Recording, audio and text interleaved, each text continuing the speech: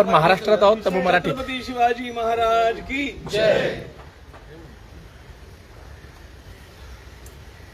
हमारे मराठी बंधुओं ने आग्रह किया है कि मैं मराठी में बोलूं, म्हणून मी आधी मराठी में बोलना है. फिर भी एक बात बतला देता हूं कि यदि कुछ हिंदी भाषा में ही चाहते होंगे, मैं मराठी का पूरा होने के बाद में उनके लिए भी समय दूंगा. आपको जितना समय चाहिए उतना मैं दूंगा. बस आपसे मेरी एक खाली प्रार्थना है कि वो एबीपी के विशाल पांडे ने जिस प्रकार का असभ्य व्यवहार किया, ऐसा व्यवहार आप न करें. मैं अयोध्या में मीडिया फ्रेंडली माना जाता हूं. मैं सबको समय देता हूं, सबके साथ सहज मिलता हूं. तो इस बात को ध्यान में लेकर के आप भी सौजन्य का व्यवहार करें.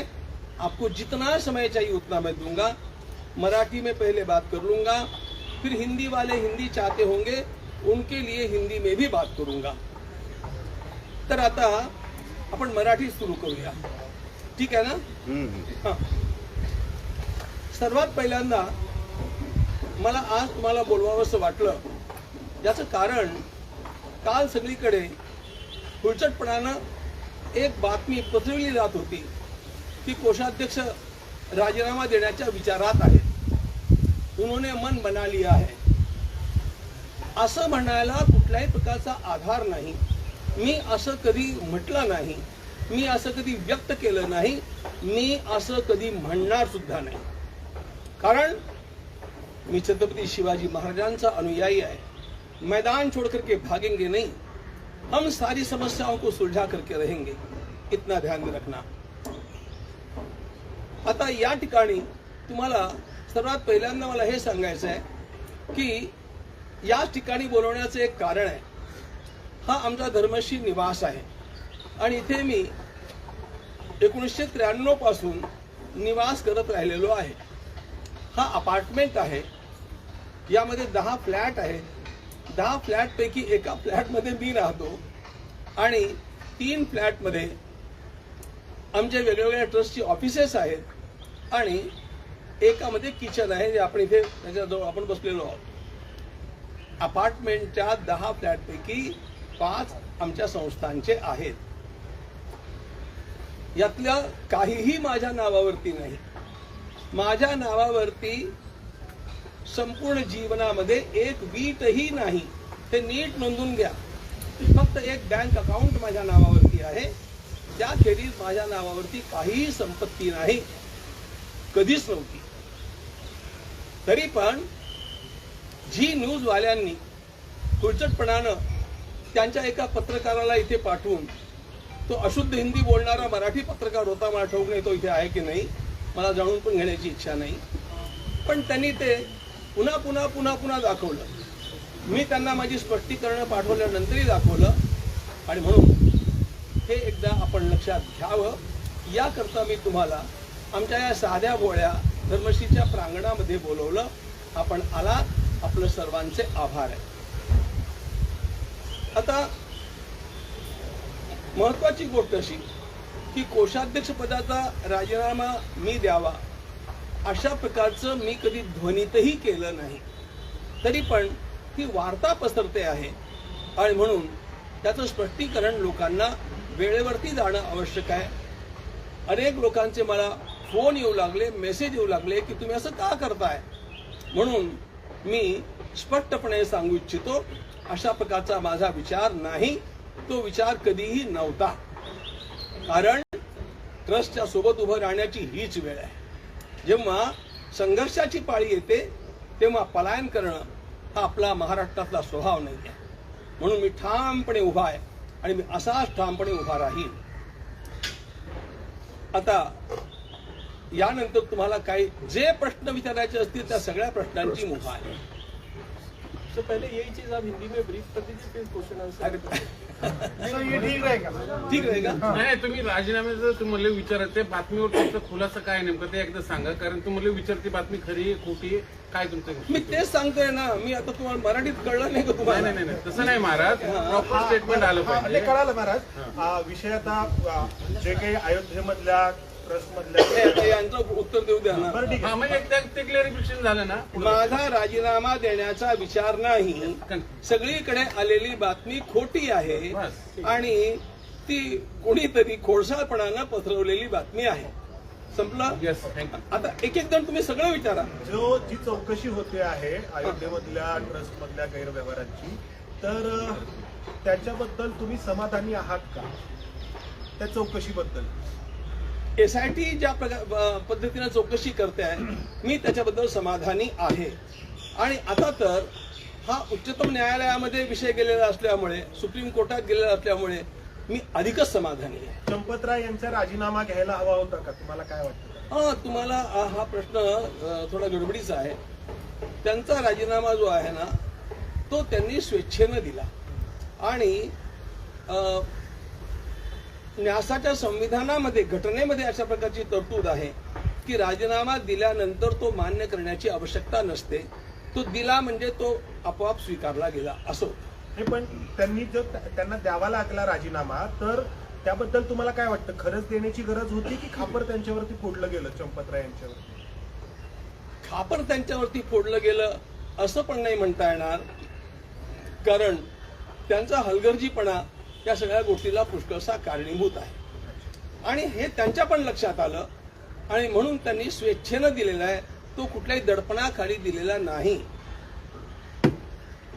तुम्ही या सगळ्या ट्रस्टचे कोषाध्यक्ष म्हणून काम पाहताय, तुमची देखील जबाबदारी आहे का? तुम्ही ती जबाबदारी स्वीकारतायत का? ज्या पद्धतीने सगळं प्रकरण पुढे आलेलं आहे, कोषाध्यक्ष म्हणून माझी जबाबदारी निश्चितपणे आहे. आता ते जरा लक्षात घ्या. कोशामध्ये आलेलं सगळं धन, त्याचा जमा खर्च, त्याच्यावरती नियंत्रण ठेवणं हे सगळं माझं काम आहे आणि ते काम नीटपणे चालावं याकरता तिथल्या 3 चार्टर अकाउंटंट्सच्या खेरीज आमच्या ऑफिसमधनं दरमहा 5 दिवस त्या ठिकाणी चार्टर अकाउंटंट जातात आणि ते तपासून घेतात. हे लक्षात घ्या. आता हा मुद्दा झाला जे धन कोशामध्ये आलं, जमा झालं त्याच्याबद्दलचा प्रश्न. जो आता उद्भवलेला आहे तो तिथे जे समर्पण केलं जातं, म्हणजे ज्याला ते चढावा चोरी असं म्हणतात, जे वाहिलं गेलं, हुंडीमध्ये दानपात्रात टाकलं गेलं, त्याचा अपहार झाला. हा झाला हे खरं आहे, पण त्या गोष्टीशी, त्या क्षेत्राशी माझा आधीपासून काहीही संबंध राहिलेला नाही. याचं कारण पण असं आहे की समर्पण होणं दानपात्रामध्ये ही रोजची प्रक्रिया आहे. त्याची मोजणी होणं हे रोजचं काम आहे आणि तिथले स्थानिक न्यासी हे काम बघत होते आणि मी प्रवासात असल्यामुळे आणि महिन्याकाठी 1-2-3 दिवस मी तिथे जात असल्यामुळे त्याची जबाबदारी त्या लोकांनी स्वीकारलेली होती आणि ते बघत होते. आणखी पण एक महत्वाचा मुद्दा आहे. केवळ त्यांच्यावरती हे अवलंबून नव्हतं, तर SBIला हे काम सोपवलेलं होतं. हे काम MOU करून SBIला, स्टेट बँक ऑफ इंडियाला सोपवलेलं होतं. त्यांनी ते स्वीकारलेलं होतं. आता तुरुंगात जितके लोक आहेत हे लक्षात ठेवा, हे सगळे SBIचे एम्प्लॉईज आहेत. त्यांना सर्व्हिसला ठेवलंय ते SBIनं ठेवलेलं आहे, ते आम्ही ठेवलेलं नाहीये. आता काय होतं, आपल्यातल्या काही लोकांनी बा हा चांगला मुलगा आहे याला ठेवून घ्या अशी शिफारस केलेली असणार, ती केलेली पण होती. पण कोणी शिफारस केल्यानंतर जो एम्प्लॉयमेंट देतो त्याचं हे काम असतं की त्याचा पूर्वेतिहास काय आहे किंवा तो काय योग्यतेचा आहे किंवा नाही हे बघणं कुणाचं काम आहे? तुम्हीच सांगा मला. हे SBI बघते आहे. SBI ही भारत सरकारची अत्यंत प्रतिष्ठित बँक आहे आणि त्यामुळे त्या बँकेवरती विश्वास नाही ठेवायचा तर आम्ही आणखी कोणाला असं आणणार आहोत, हे लक्षात ठेवलं पाहिजे. तुम्ही जबाबदारी स्वीकारलेली आहे, तुम्ही जबाबदारी तुमची आहे असं तुम्ही माझ्या म्हणताय. कोशाच्या बरोबर आहे. आय व्ययाची, जमा खर्चाची जबाबदारी मी स्वीकारतो. नाही, पण आता या सगळ्या प्रकरणाची SIT चौकशी सुरू याची आहे. खंत मला आहे. पण तुम्हाला असं वाटत नाही की जोपर्यंत ही चौकशी पूर्ण होत नाही तोपर्यंत तुम्ही त्या पदापासून बाजूला राहावं, कारण त्यावरती प्रभाव पडू शकतो या संपूर्ण चौकशीवरती? मी कुठलाही प्रभाव कोणावरती कधी टाकतच नाही. मी एकालाही एकही फोन केला नाही, मी कोणालाही काही सांगत नाही, तुमच्यापैकी कोणाला सांगणार नाही. आणि माझी तरफदारी कुणी करावी अशी मला आयुष्यात कोणाकडनंही अपेक्षा नाही. मी नेहमी सत्याधिष्ठित आहे आणि सत्य हे स्वयंप्रकाशित असतं. महाराज तुम्ही आणि उलट सांगतो, आम्ही ह्याची चौकशी प्रभावित का करू? घडलेली जी गोष्ट आहे तो भगवान रामचंद्रांच्या सोबत केलेला गुन्हा आहे आणि त्यामुळे त्याची खंत आम्हाला आहे, त्याची वेदना आम्हाला आहे. त्यामुळे आम्हाला शर्मेनं मान खाली घालण्याची पाळी आलेली आहे आणि त्यामुळे अशा गुंड लोकांची चौकशी होण्याकरता आम्ही त्याला प्रभावित करणार नाही. गुन्हेगार कोणीही असो ते धरले गेले पाहिजे, त्यांची शुद्ध चौकशी झाली पाहिजे आणि त्यांना अधिकाधिक दंड मिळाला पाहिजे. ही माझी प्रांजळ भूमिका आधीपासूनची आहे आणि त्यामुळे त्या चौकशीला प्रभावित मी करण्याचा प्रश्न येतच नाही. ज्यांचं सुपरविजन आहे त्यांची चूक आहे, लॅक ऑफ सुपरविजनमुळे हे सगळं एक्झॅक्टली झालंय. Exactly, you have been pointed it. अशीच गोष्ट ज्यांची जबाबदारी होती आमच्या सहित त्यांनी कलेक्टिव्ह रिस्पॉन्सिबिलिटी घ्यायला नको का याची? अगदी खरी गोष्ट आहे ना. आता मला तुम्ही हे सांगा, तिथल्या आमच्या न्यासिंगच्या वरती जबाबदारी होती, ते ढिले पडले, त्यांनी लक्ष दिलं नाही असं म्हणू आपण. SBI काय आहे? त्यांनी तिथे त्यांचे निरीक्षक रोज ठेवायला नको का? जेव्हा त्यांच्याकडे काम सोपवलेलं आहे. अरे गोष्ट अशी आहे की न्यासी कोणी असेल पण या सगळ्या यंत्रणांच्या मधनं या शिस्तीमधनं ते गेलेले नसतात. पण बँकवाले तर त्या शिस्तीचं पालन करणारे असतात, त्यांना ती शिस्त ठाऊक असते, त्यामुळे त्यांच्याकडनं ते अपेक्षित असतं. हे बँकवाल्यांना याचाही विचार करा. बँकवाल्यांना वाटलं नसेल ना की मंदिरामध्ये चोरी होऊ शकते म्हणून. रामाच्या मंदिरात, ज्या रामाला सगळ्या देशातून देणग्या मिळालेल्या. बँकवाले हे प्रवचनकार नाहीयेत, कीर्तनकार नाहीयेत. बँकवाले असतात आणि त्यामुळे कुठे काय काय होऊ शकतं हे समजा होणार नसलं तरी पण होऊ शकतं, अशा प्रकारे त्यांनी उभं राहिलं पाहिजे. पण तुम्ही ही आता दान पेटीतली मोजणी जी आहे पैशांची ती CCTV अंडर होत नव्हती का? काय हे जे पैसे मोजले जायचे अहो, त्याचे एम्प्लॉय कडनं CCTVच्या अंडर होत होती. त्यावेळेस कसं लक्षात नाही ऐकून घ्या ना, मुद्दा तोच आहे ना साहेब. मी तेच सांगतो तुम्हाला. पण चोरी करणारे पण असे हुशार लोक काही निघाले की त्यांनी काही काही प्रसंगी CCTVच्या आड उभं राहून अशा प्रकारच्या गोष्टी केल्या. हे सगळं नंतर उघडकीला आलं. महाराज याच्यामध्ये एकूण ठेवण्याचं काम एकूण कोणाचं किती होतं? रक्कम चोरला गेली? सोनं, चांदी, रोख रक्कम याची काही आकडेवारी आहे का आपल्याकडे? काय आली? हे बघा, ह्याची आकडेवारी जी अव्वाच्या सव्वा सांगण्यात येते ना, तो सगळा पराचा कावळा आहे. जे माझं व्यक्तिगत आकलन आहे त्या सगळ्या गोष्टी बघून त्याचं ड्युरेशन लक्षात घेऊन माझा व्यक्तिगत हा तुम्ही ऑथेंटिक धरू नका बरं का. अंदाज सांगतो तुम्हाला प्रामाणिकपणानं, हा 3 कोटीच्या आसपास असला पाहिजे असं मला नीटपणे जाणवतं. याच्यामध्ये सोनं किती, चांदी किती? कारण काही माध्यमात 1400 कोटी गेल्याच्या अशा देखील बातम्या आहेत. या सगळ्या खोट्या आहेत. इतकं सोनं कोण टाकतं? बरं, स्वामी, तुम्ही कोषाध्यक्ष आणि चंपतराव यांच्याकडनं हलगर्जी झाली, आता तुम्ही स्वतःच म्हटलेला आहात. पण त्यांच्याकडनं हलगर्जी झाली तशी तुमच्याकडनं पण त्यांच्या या कोषाध्यक्ष पदावर असून सुद्धा हिशोबाची तपासणी न व्यवस्थित हिशेबाची केल्याबद्दल तुमची पण तपासणीबद्दल हा हलगर्जी नाही प्रश्न झाली का? नाही. हिशेबाची तपासणी उत्तम रीतीने चालू आहे. पण तरी त्याच्याबद्दल जे- तुम्ही जे- चंपतराव जे- यांच्याबद्दल स्पष्ट भूमिका घेत जे नाही. आणि कोशामध्ये आलं त्याचा संपूर्ण हिशेब आम्ही कधी म्हणून तुम्हाला तुम्ही लेखी देतो आता, ते सगळं मी मागवलंय, लिहून देतोय. त्याची जबाबदारी पूर्णपणे माझी आहे. पण ते बघतो. चंपतराव दोषी आहेत. चंपतराय केवळ नाहीये, त्या ठिकाणी चंपतरायजींनी पण ते काम अनिल मिश्रांच्या वरती सोपवलं. ते बघत होते आणि त्यांचा हलगर्जीपणा झाला. पण त्यांच्यावर सगळ्यांवर कंट्रोल ठेवण्याचं काम सर तुमचं होतं ना, कारण हो. तुम्ही कोषाध्यक्ष होतात. मग तुमची पण हलगर्जीपणा नाही झाला का? मी सांगितलं ना, SBI जेव्हा ते करत आहे आणि आधीपासून मी ते बघितलेलं नाही. मान्य आहे, SBI करत आहे, पण Technically- तुम्ही कोषाध्यक्ष आहात, तुमच्याकडे सगळं कंट्रोल आहे. तुम्ही हिशोब बघू शकत होतात, प्रत्येकाला विचारू शकत होतात. म्हणजे हिशेब चंपतराव तर मी यांना बघतच होतो. पण चंपतराव यांची हलगर्जी झाली, त्यांना विचारू शकत होतात का हलगर्जी झाली. अनिल मिश्रा यांना विचारू शकत होतात का हलगर्जी झाली. पण तुम्ही त्यांच्याबद्दल स्पष्ट भूमिका घेतच नाही. त्यांनी काय, आणि तुमच्याबद्दल पण तुम्ही सांगत नाही की माझा दोष आहे म्हणून. त्यामध्ये माझी काही भूमिकाच नाही आहे. महाराज असं म्हणता येईल का आंधळचं चित्रपीठ खाते अशी अवस्था होती का? अशी अवस्था काही दिवस त्या लोकांनी करून टाकली. स्थानिक महाराज गोष्ट मुद्दा आहे. असा आहे, ह्या निधीचा वापर खासदार फोडण्यासाठी केला गेला इथपर्यंत आरोप झालेले आहेत. कशा करता हजार फोडण्यासाठी शिवसेनेचे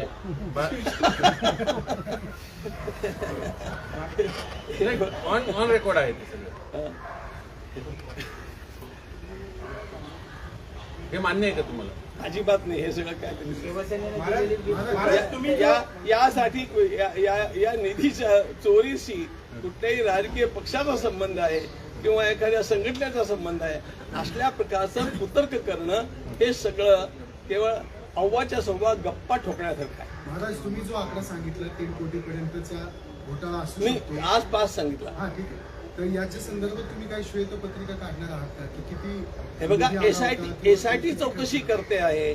एसआयटीच्या आधी आम्ही शहाणपण करावं काय? confusion आहे जास्त. एसआयटीच्या आधी आम्ही करावं काय? जेव्हा एसआयटी चौकशी करते आहे त्यात माझे अंदाज थोडं बहुत चुकण्याची पण शक्यता आहे.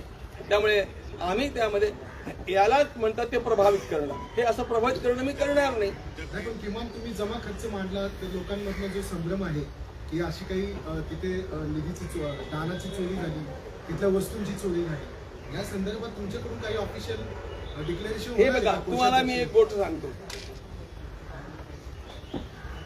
या सगळ्या प्रकरणामध्ये म्हणजे कशा प्रकारच्या पराच्या कावळ्या करण्याच्या गप्पा चालतात बघा. एक स्वर्णांकित रामचरित मानसाची पोथी होती म्हणजे रामायणाची, आणि एक चांगले सुबक असे बनवलेले कावळा म्हणजे त्यानं काकभूषणली, त्या रामायणात एक महत्व आहे. एक चांगला बहुमूल्य हार, रामाच्या पादुका ज्याच्यावरती रामाची पदचिन्ह अंकित आहेत, फार छान आहेत त्या. इतके दिवस ते मीडियामध्ये चाललं, ये कहाँ गया वो कहाँ गया, ज्यांनी ते दान केलं त्याच्याकडनं काहीतरी बदवून घेतलं आणि त्याला पण वाईट वाटण्याची स्वाभाविक गोष्ट होती. त्यांनी पण ते सांगितलं की वो कहाँ गया. आम्ही 22 तारखेला जेव्हा मीटिंग झाली, चुकलो मी, 6 तारखेला जेव्हा मीटिंग झाली त्या मीटिंगमध्ये 2926 अशा प्रकारच्या बहुमूल्य वस्तूंचं रजिस्टर सगळ्या प्रेस समोर ठेवलं. 2926 आणि ते सगळं ठेवून त्यांना सांगितलं यातलं कुठल्याही पानाचा कुठलाही फोटो तुम्ही घ्या, तुम्ही तपासून बघा. सर्वांच्या समोर ठेवलं. आणि ज्या रामायणाच्या चोरीबद्दल गप्पा चालल्या होत्या ते रामायण तिथे आणून ठेवलं. ज्या बहुमूल्य हाराबद्दल चाललं होतं तो हार तिथे आणून ठेवला. ते काकभूषुंडी तिथे आणून ठेवले आणि रामाच्या त्या पादुका त्या पण तिथे आणून ठेवल्या. ज्यांच्याबद्दल चर्चा चालली होती अशा 4-5 वस्तू आम्ही आणून ठेवल्या आणि आवाहन केलं की ज्या दानदात्याला कुठल्याही प्रकारची शंका असेल हे लिहून दिलं बरं का. आणि प्रेसमध्ये पण मी सांगितलं त्यांनी यावं आणि खुशालपणे आम्हाला त्याचं त्याने दान दिल्याचं सांगावं आणि ती वस्तू तिथे सुरक्षित आहे की नाही हे बघावं. मी तुम्हाला आणखी एक पत्र आता देतो आहे, ते आलं की नाही? पत्र देतो किती नंतर त्यात आहे तर इतका मोठा कांगावा केला गेला, नंतर मिळेल. इतका मोठा कांगावा केला गेला की सिंधी समाजानं 1-1 किलोच्या 200 चांदीच्या विटा दिल्या आणि त्या कुठे गेल्या त्या मात्र त्याला आकडे फुगवून आणि असंच चाललं होतं सगळं रामायण. आम्ही सिंधी समाजाला एक पत्र लिहिलं, नाही सिंधी समाजाचं आम्हाला स्पष्टीकरण मागण्याकरता एक पत्र आलं. ते पत्र 26 जुलैला आलं, चुकलो 26 जूनला आलं. त्याला 1 जुलैला आम्ही उत्तर दिलं आणि ते उत्तर मिळाल्यानंतर त्यांनी आम्हाला एक पत्र लिहिलं आणि त्या पत्रामध्ये वी आर टोटली सॅटिस्फाईड हे सांगितलं. त्यांनी एक क्लिप पण काढली, तुमच्याकडे ती आली असेल तर बघा. पण त्यामध्ये त्यांच्या अध्यक्षांनी सांगितलं आम्ही ट्रस्टची क्षमा मागतो की आम्ही चुकून अशा प्रकारचं बोललो. आता फक्त आम्हाला एकदा सगळ्या 200 लोकांना रामाच्या दर्शनाकरता येण्याची परवानगी द्यावी असं त्यांचं आलेलं पत्र मी तुम्हाला आता सगळ्यांना देतो आहे. हे सगळं ठीक आहे, पण हे जे घडलं त्याच्यात तुम्ही स्वतःबद्दल काय पाहता, म्हणजे तुमचा याच्यामध्ये दोष आहे का, किंवा तुमची जबाबदारी किंवा तुम्ही तुमचं काम नीट केलं नाही असं तुम्ही स्वतः मानता का? म्हणजे मी असं मानत नाही, पण एक गोष्ट अशी आहे की जेव्हा ते घडलंय आणि कोषाध्यक्ष पदावरती माझं नाव आहे तेव्हा मला त्याची अत्यंत मोठी खंत आहे, इतकं मात्र मला सांगितलं. स्वामीजी, या प्रकरणानंतर अयोध्येमध्ये जी काही येणारे भाविक आहेत त्यांच्या संख्येत घट झालेली आहे, तर त्याबाबत तुम्ही लोकांना पुन्हा आव्हान काय करताल आणि लोकांचा विश्वास परत कसा या सगळ्या कामगिरीवर? या सगळ्या लोकांचा पुन्हा विश्वास निर्माण होईल अशा प्रकारचं वातावरण सगळ्या देशामध्ये निर्माण केल्याशिवाय राहणार नाही, लक्षात ठेवा. आता पण जी काही तिथे आपल्याला घट झालेली दिसते ना, पावसामुळे निर्माण झालेल्या रस्त्यांच्या सगळ्या समस्या याच्यामुळे झालेली आहे. या असल्या गोष्टींचा परिणाम फारसा होत नाही. दान चोरीचा परिणाम होत नाही लोकांवरती? झाला असेल, एक 5-1% झाला असेल, होणार नाहीच असं नाही म्हणतायत, पण लोकांना ती एकदम घटून गेली संख्या वगैरे वगैरे हे असलं काही. स्वामीजी क्या कहेंगे खास करके जो बैठक पार पडली एकदम मराठी पण नाराजी व्यक्त करण्यात आली या सगळ्या कशाची झाल्या प्रकारात चोरीच्या संदर्भात जी काही घटना घडली त्यावर राष्ट्रीय स्वयंसेवक संघाने देखील नाराजी व्यक्त केलेली त्यांच्या बैठकीत. अरे नाराजी काय व्यक्त करायची आहे? मी तुम्हाला आता लिहून दिलेल्या पत्रकात तुम्ही वाचा, आणि आम्ही आमच्या ट्रस्टमध्ये पण हे सांगितलं, आणि त्या दिवशी पहिल्या दिवशी प्रेस कॉन्फरन्समध्ये पण मी सांगितलं की आम्हाला धक्का बसला, आमच्या वेदना अत्यंत जास्त आहेत, आम्ही लज्जित झालो, आणि मराठीत बोलायचं तर आमची मान शर्मेनं खाली जाण्यासारखी स्थिती झालेली आहे. त्यामुळे नुसती नाराजीचा प्रश्न नाही आहे, हा अतिशय मोठा अपघात अशा प्रकारचा झालाय, तो रामाच्या ठिकाणी व्हायला नको होता, आणि त्या ठिकाणी आम्ही जबाबदार असताना झाला. त्यामुळे त्याचे दोषी आम्ही आहोत, आम्ही प्रायश्चित्त केलं पाहिजे, आणि याचं परिमार्जन करून आम्ही या सगळ्या गोष्टींची पुनरावृत्ती कधीच होणार नाही अशा प्रकारचं आदर्श राम मंदिर उभं करून दाखवलं पाहिजे. ही सुद्धा जबाबदारी आता प्रायश्चित्त म्हणून तुम्ही राजीनामा देणार का? प्रायश्चित्त म्हणून तुम्ही राजीनामा देणार का? प्रायश्चित्त म्हणून राजीनामा देण्याची अजिबात आवश्यकता नाही, मी तो देणार नाही. काय घेणार? प्रायश्चित्त स्वरूप काय असेल तुमच्या?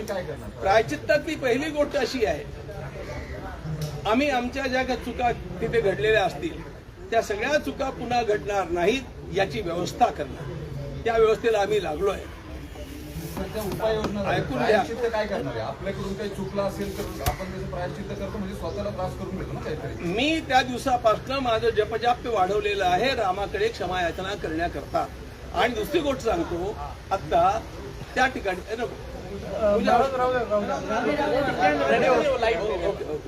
तुमच्या सोयीला तर ठीक आहे. महाराज देवाच्या दरबारात ऐकून तर घ्या, मला एक उत्तर ऐकून घ्या. महाराज ऑडिट होणार आहे ना? ऑडिट ऐकून तर घ्या ना, एका गोष्टीचं उत्तर द्या. आणि त्या ठिकाणी अनुष्ठान चालू आहे रामायणातल्या विशिष्ट मंत्रांच्या पाठाचं, आणि तिथे रामाच्या परिसरात, मंदिराच्या परिसरात आणि परिसरात इतके सगळे लोक बसणार नाहीत म्हणून बाहेर अशा प्रकारची सगळी आम्ही अनुष्ठानांची व्यवस्था केली आहे. कारण अशा प्रकारच्या कुठल्याही अपराधाकरता क्षमा याचनासाठी विष्णू सहस्रनामाचे पाठ, रामाचे पाठ, रामरक्षेचे पाठ ही सगळी प्रायश्चित्त सांगितलेली आहेत, ती आम्ही करतो. या प्रायश्चित्तामुळे चोरांची मानसिकता बदलणार आहे का? मुळात त्यांनी चोरी केली, यानं चोरी एक वृत्ती आहे, एक प्रवृत्ती आहे, विकृती आहे. या असल्या पाठ केल्याने त्यांची प्रवृत्ती बदलणार आहे का? मुळात आपल्याला सिस्टीम एकदम स्ट्रॉंग केली गेली पाहिजे. मी सांगताना पहिल्यांदा हे सांगितलं की आम्ही आमची सिस्टीम स्ट्रॉंग करणं हे पहिलं परिमार्जन आहे. नंतर या गोष्टी मी सांगितल्या.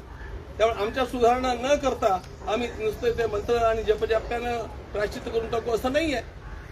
काय बदल केले सिस्टीम मध्ये? काय बदल केले सांगतो. तिथे गेल्यानंतर सगळ्या गोष्टींचं निरीक्षण करताना आमच्या ज्या लक्षात गोष्टी आल्या, पहिली गोष्ट, आतमध्ये जाणाऱ्याचा ड्रेस कोड असायला हवा होता, आणि कुठेही अशा प्रकारची मोजणी करताना ड्रेस कोड ज्यांना देतात त्या ड्रेसमध्ये खिसे वगैरे नसतात. त्यामुळे खिसे नसलेल्या त्या ठिकाणी ड्रेस कोड आम्ही लागू केला, पहिली गोष्ट. कुठल्याही प्रकारे कुठल्याही कोपऱ्यामध्ये असलेला सीसीटीव्ही कॅमेरा बंद करता येणार नाही किंवा त्याच्या आड उभं राहून काही करता येणार नाही.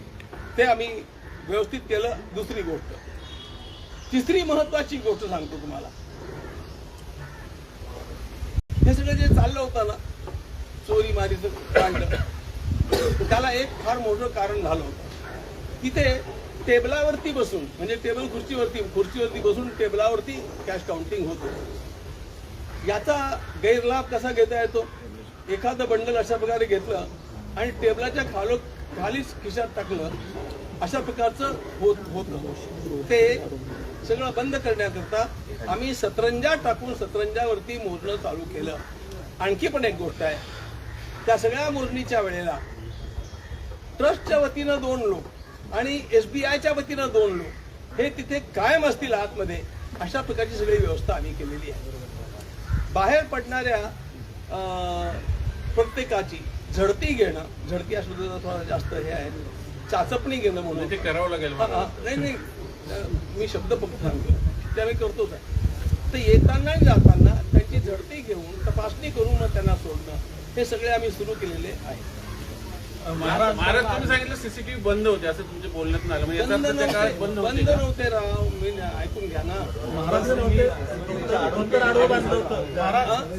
तुम्ही जसं आता म्हटलात की राजीनामा देण्याचा प्रश्नच नाही, पण SITने पण कोषाध्यक्ष पदाची जबाबदार व्यक्ती म्हणून दोष त्यांच्या रिपोर्टमध्ये ठेवला, तर तेव्हा राजीनामा देणार का? विचार करेन.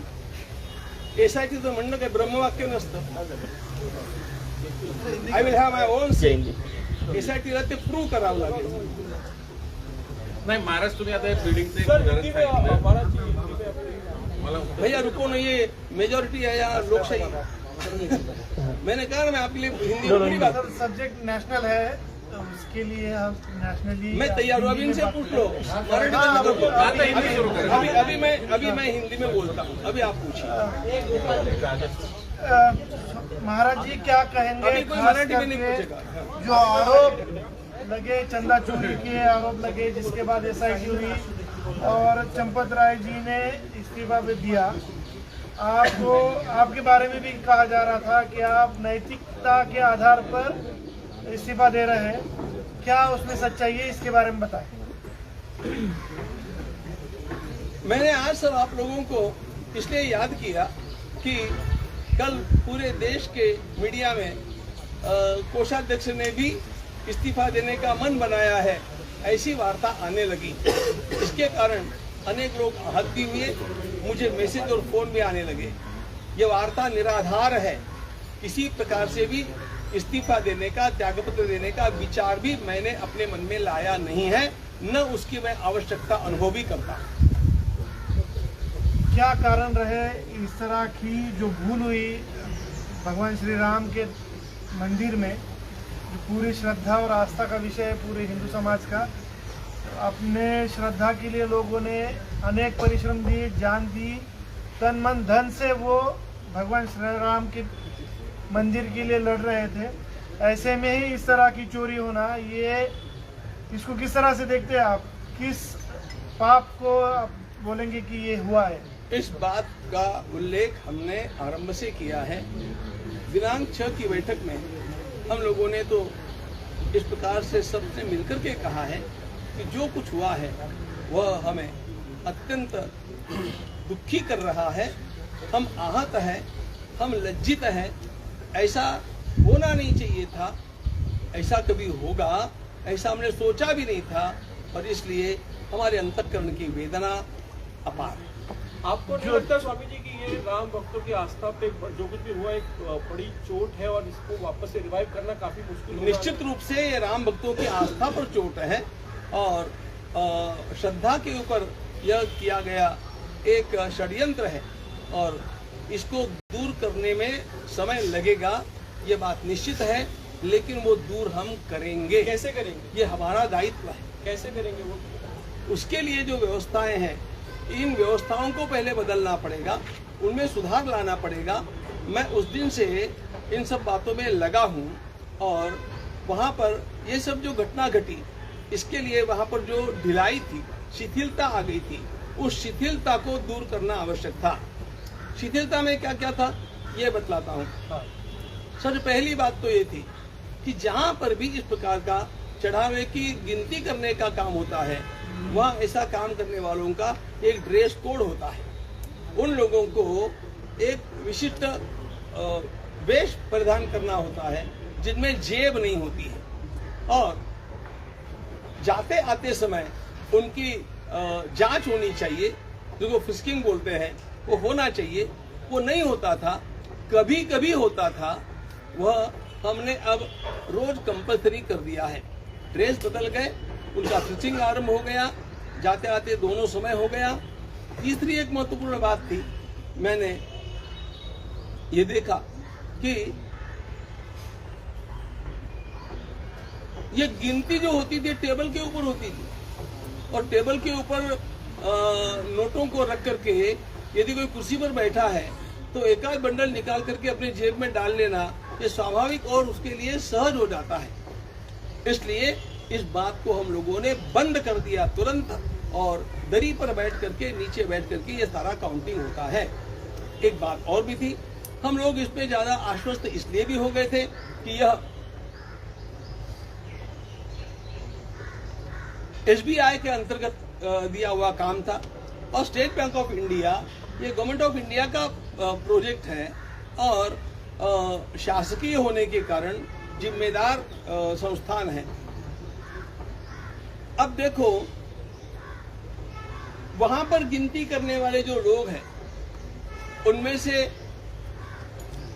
जो लोग आज जेल में हैं, वे भी और बाकी भी सभी जो एम्प्लॉयज है वो SBI के हैं, वे ट्रस्ट के एम्प्लॉयज नहीं हैं।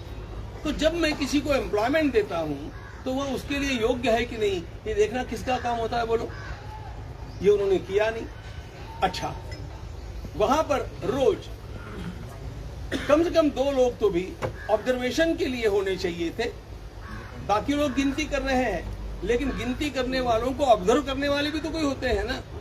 अरे हमारे कोई मंत्री, प्रधानमंत्री या मुख्यमंत्री बात कर रहे होते हैं, वो अपनी बात में है, लेकिन उनकी सुरक्षा के जो लोग होते हैं वो चारों ओर निगरानी करते हैं। उसी प्रकार वहां पर भी कुछ हो नहीं रहा है ना, इतना ऑब्जर्व देखने मात्र वाले कुछ लोग होने चाहिए थे। अब हमने SBI के 2 और हमारी ओर से 2 ऐसे 4 लोगों की व्यवस्था वहां पर कर दी। अपनी चंपत राय जी से चूक हुई, ऐसा आपने मराठी में जब आप संबोधित कर रहे थे आपने कहा, तो क्या और भी लोग जिम्मेदार हैं, या फिर चंपत राय जी को ही पूरा तरीके से जो शब्द है बलि का बकरा बना दिया गया? नहीं, देखो, चंपत राय जी की असावधानी हुई ये तो मैंने कहा है, लेकिन चंपत राय जी ने भी यह काम हमारे दूसरे न्यासी जो अनिल मिश्रा जी डॉक्टर रहे, उनके लिए सौंपा हुआ था, और वो इस काम को देख रहे थे, उनके द्वारा भी यह असावधानी हो गई। आपके इस्तीफे की जो बात हुई, तो आप जी, आपके इस्तीफा की जो न्यूज आई कि आप इस्तीफा दे रहे हैं या मन में है आपके, उसको आप सिरे से खारिज कर रहे हैं? मैं इसको सिरे से खारिज कर रहा हूं। ये कपोल कल्पित है, ये झूठ है, ये अनावश्यक भी है, और ये इस स्थिति में योग्य भी नहीं है। तो आपको नहीं लगता कि आपके पद पे बने रहने से जो SIT की जांच है उस पर प्रभाव पड़ेगा, या उस पर प्रभावित हो, जांच पूरी तरह से प्रभावित होगी? सत्य की खोज के लिए जो कोई जांच जहां भी कर रहा होगा, मैंने आज तक किसी भी स्थान पर उनको प्रभावित करने का प्रयास नहीं किया। वहां पर भी सब लोग इस बात को जानते हैं कि मैं कभी भी जांच को प्रभावित नहीं करूंगा, क्योंकि जांच करने वाले उन लोगों की जांच कर रहे हैं जिन्होंने राम जी के साथ द्रोह किया है, राम भक्तों के साथ द्रोह किया है। हम भी तो चाहते हैं कि ये जांच अच्छी होनी चाहिए, और जो लोग इसमें अपराधी है उनको दंड भी मिलना चाहिए। तो अब तक की जो जांच हुई SIT की, उसको लेकर आपके क्या विचार है? देखिए, SIT का अंतरिम रिपोर्ट हमारे पास आया, पूरा रिपोर्ट हमारे पास नहीं आया है। अंतरिम रिपोर्ट जो आया है उसको हमने ठीक से देखा है, और हमें ऐसा लगता है कि उनकी जांच सही दिशा में चली है। अगर SIT में